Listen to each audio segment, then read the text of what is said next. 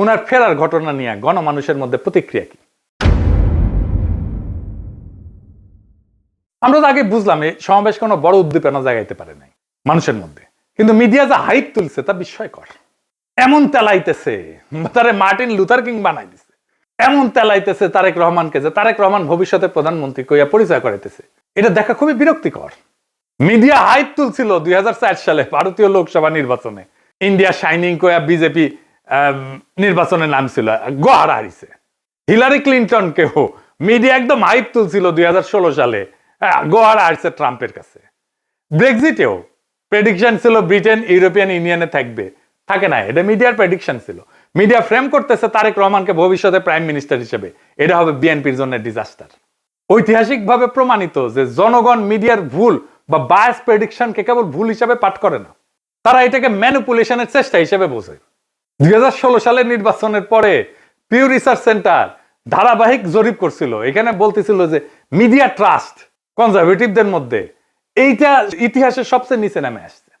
মিডিয়ার ট্রাস্ট, মিডিয়ার বিশ্বাস।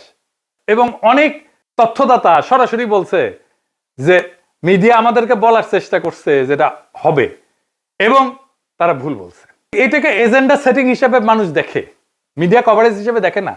ফুকুয়েটারে বলছিল যখন জ্ঞান বর্ণনা না করে মিডিয়া নির্দেশ দিতে চায় জনগণকে, তখন তা ক্ষমতায় রূপ নেয়। তারা তারেক রহমানের ক্ষমতা তৈরি করতেছে, মিডিয়া ক্ষমতা, ভার্চুয়াল ক্ষমতা তৈরি করতেছে। আর হান্না আরেন্ট বলছিল যে এমন ক্ষমতা জনগণ নীরবে সহ্য করে না, সে প্রত্যাখ্যান করে।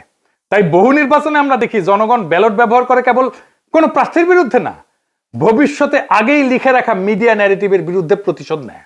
বাংলাদেশের জনগণ এই যে তারেক রহমান আগামীর প্রধানমন্ত্রী, এই মিডিয়া ন্যারেটিভের বিরুদ্ধে প্রতিশোধ নেবে, লিখে রাখতে পারেন আজকের কথা। তারপরে ধরেন পাবলিকের যা হয়রানি হয়েছে দেখেন, একটু দেখেন কি পরিমাণ লোক এয়ারপোর্ট থেকে সবাই লাগেজ মাথায় করে কিন্তু বের হচ্ছে। দেখেন, আপনারা দেখলে অবাক হয়ে যাবেন যে শত শত না হাজার হাজার লোক আটকে পড়েছিল, যারা প্রবাস থেকে বাংলাদেশে আজকে আসছে বা কালকে রাত্রে যারা আসছে বের হয়ে যেতে পারছে, আজকে যারা আসছে সহজে কিন্তু সকালবেলা বের হতে পারে নাই। এখন তারেক রহমান সাহেব বের হয়ে গেছে, সবাইকে বের হওয়ার ব্যবস্থা করছে এবং সবাই বের হয়ে যাচ্ছে।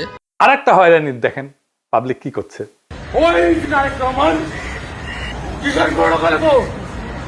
আপনি এই গাড়ির যাত্রী কয়টা বাজে আসছেন এখানে? আপনার অনুভূতি কি? মানে এই যে 2টা বাজে আসছেন, এখন 6টা বাজে।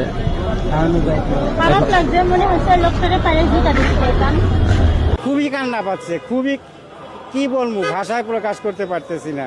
একদিকে তো অসুস্থ লোক আসছে দেশের বাড়ি চিকিৎসা করার জন্য, তারপরে এই পরিস্থিতি, দুঃখ লাগতেছে যে আমরা আইছি বাইরে থেকে, আজকে শখ করে একটা গাড়ি নিয়ে আসছে, আর এই গাড়ি আমার এয়ারপোর্টের মধ্যে ঢুকতে দিল না।